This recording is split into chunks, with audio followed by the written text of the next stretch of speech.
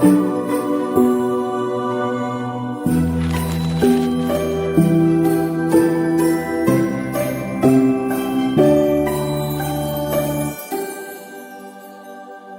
오늘은 신명기 나오는 11장 말씀을 중심으로 해서 울타리가 필요한 아이들이란 제목으로 말씀을 전하도록 하겠습니다.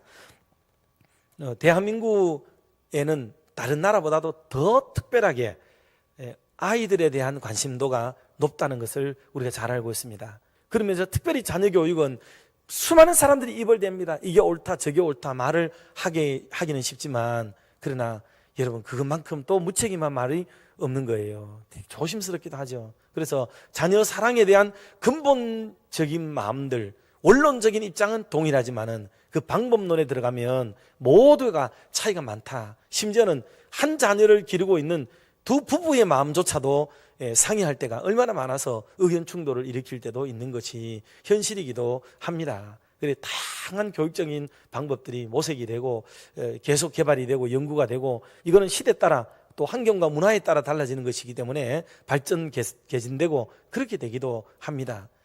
그런 면에서 근래에 이 교육적인 측면에서 우리가 들어야 될 말씀들 두 개를 좀 드리고, 그리고 오늘 본문의 말씀들을 세 가지 간략한 부분들을 말씀을 좀 나누도록 그렇게 하겠습니다. 첫 번째로 우리가 생각할 것은 울타리를 없애지 말라 하는 겁니다. 그동안에 사실 근래에 와서 한 10여 년 정도 동안에는 관공서, 교회, 곳곳마다 마당만 노출시키고 울타리를 없애는 운동을 벌이다시피 했죠. 그런데 이 미국의 이 도브슨 박사님이라고 하는 분이 이것에 대해서 연구를 했어요. 연구를 했는데 울타리가 과연 아이들에게 그저 속박만 하고 억압만 주고 규제만 하게 하는 그런 것인가 하는 부분들이에요. 이 부분들을 놓고 연구를 하면서 실험을 했는데, 어떤 아이들에게, 학교의 아이들에게 울타리를 없앤 아이들을 유심히 전과 후를 비교를 하게 되었대요. 그래 긴 시간 동안에 했는데, 의외로 아이들이 울타리가 있을 때는 울타리 곳곳 끝까지 가서 아이들이 놀았대요. 놀고 뛰어놀고 그 다음에 놀이도 하고 거기서 이야기도 나누고 해서 학교 전 영역이 아이들이 움직이는 동선이 되고 그렇게 했는데, 울타리를 다 없애고 나니까 아이들이 거의 대부분은 운동장 한복판 가운데서 주로 놀고 이야기하더라 하는 것을 발견했다는 거예요. 그도 그럴 것이, 비록 학교에 울타리는 없지만은 학교 밖에 있는 사람들의 시선이 항상 학교 안으로 던지고 있기 때문에 아이들이 체육을 할 때도 뛰어놀 때도 그 주변을 늘 의식하는 거죠. 이질감을 가진 사람들을 의식하면서 동질성을 가진 사람들끼리 지내야 되는 이것이 그들에게는 일면에서는 서로를 기대는 마음이 생기기도 하지만은 상대적으로 경계가 없어짐으로 인해서 오히려 경계를 더하게 되는 이런 일이 벌어지기도 하더라는 연구 보고를 내놓았습니다.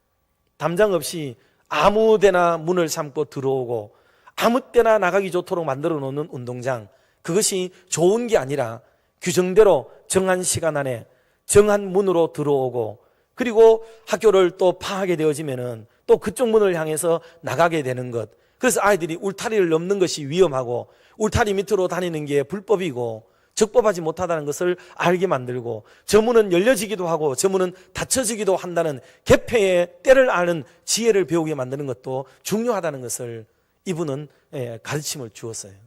저는 이 부분에 대해서 굉장한 부분을 동감하게 되었습니다.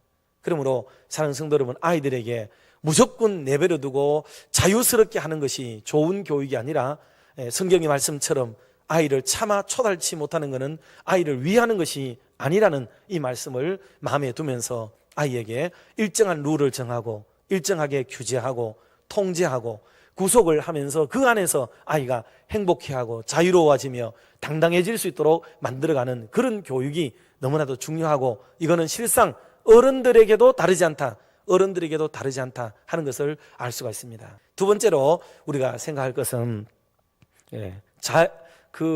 자녀들 앞에서 좀 초연했으면 좋겠다 하는 거예요. 초연해라.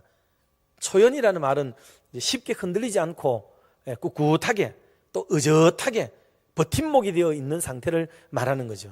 그 보스턴에서 아동병원을 운영하고 있는 의사이신 요구만 박사님의 그 내용인데요.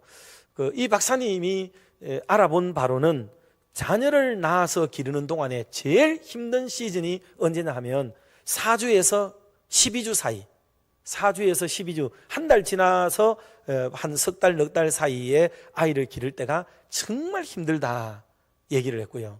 그 다음에는 사춘기 때가 정말 힘들다. 그때는 부모 말을 뭐 듣지도 않으니까 다 공감하는 거죠.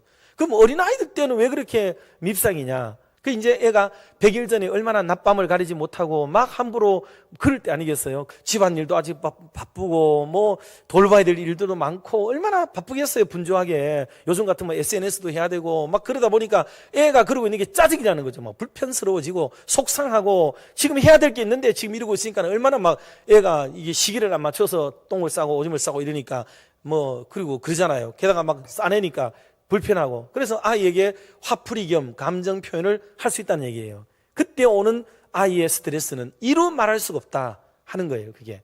그러니까 아주 어릴 때를 잘하는 게 중요하고, 또 사춘기 때 아이들을 속상하지만은 도대체가 용납이 안 될 정도로 그렇게 이격이 크게 벌어져 있는 상태이란 말이에요. 그렇지만은 그때 그래도 부모가 나를 참아주는구나. 애들이 시간이 지나면서 자기가 틀린 걸 다 안대요.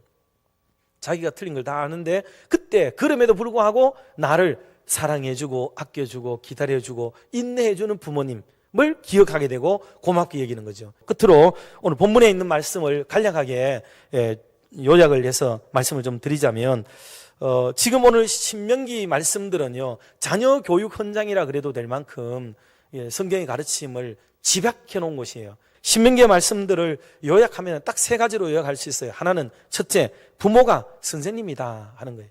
그래서 한국 교회는 자꾸 교회 학교 선생님에게 의존하고 학교 선생님에게만 다 의존하고 내맡겨버리고 던져놔버리는 이런 것을 이제 부모님들이 조금 책임의식을 가지고 성경의 본뜻 따라서 우리가 선생님이 돼야 되겠다 하는 이런 자세로 조금 더 돌아오기를 바라는 마음으로 다만 이 말씀을 또 강조해서 드리고요. 두 번째로는 교육적 환경을 만들라.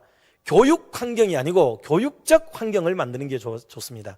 여러분, 교육이라는 단어와 교육 환경이라는 단어와 교육적 환경이라는 단어는 다르죠. 교육을 위해서 필요한 환경이라는 것은 아이에게 예컨대 교실, 책상, 필기, 도구, 뭐 텍스트 등을 비롯한 이런 것들, 또 선생님, 학생, 동료 등 이런 것들이 잘 갖추어질 때 교육 환경이 좋은 거죠. 그런데 교육적 환경이라고 하는 것은 교육 마인드를 가지고 바라보면 모든 것들이 교육의 도구로 사용이 되는 거예요. 여러분, 가난한 집의 애들, 교육 환경이 되어지 않는 사람들은 교육 못 받나요? 그렇지 않습니다. 형설지공이라는 말이 무슨 말이겠습니까? 불 밝혀놓은 집에만 애들이 공부를 잘합니까? 그렇지 않잖아요.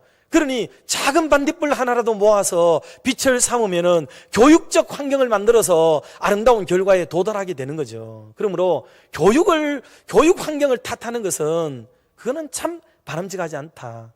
교육적 마인드를 가지게 되면은 우리의 주변에 있는 모든 것들을 다 교육 환경으로 만들어버릴 수 있는 그런 은혜가 있게 되는 거죠. 예수님 시대에 주님이 있던 곳은 아무것도 없었습니다. 그러나 길을 가다가 구덩이에 빠진 짐승 보고 건져내고, 또 보리밀 이삭을 비비는 곳을 통해서 교육 재료를 삼으시고, 어린아이 하나를 세워서 교육 재료를 삼으셔가지고 그렇게 교육적 환경을 만들어 가시면서 교육하는 것이 교회 교육의 원리지, 세상에서 가르치는 교육 환경은 그런 교육 환경이 되어 있어야 됩니다. 왜? 규범과 KS 마크가 붙어야 되고 스티그마 있어야 되기 때문에 일정한 그 스탠다드가 필요한 거예요. 그러나 교육적 환경이라는 것은 그런 것이 아무것도 없을지라도 얼마든지 교육이 가능하게 되는 것이 교육적 환경이다 하는 것을 염두에 두면 좋겠습니다. 마지막 세 번째 말씀은 부모가 모범을 보이라, 뭐 강조하지 않겠습니다만은 이것만큼 좋은 게 없는 거죠. 애 보고 기도해라 하는 것보다는 부모가 기도하는 모습 한번 보이는 게 중요하고,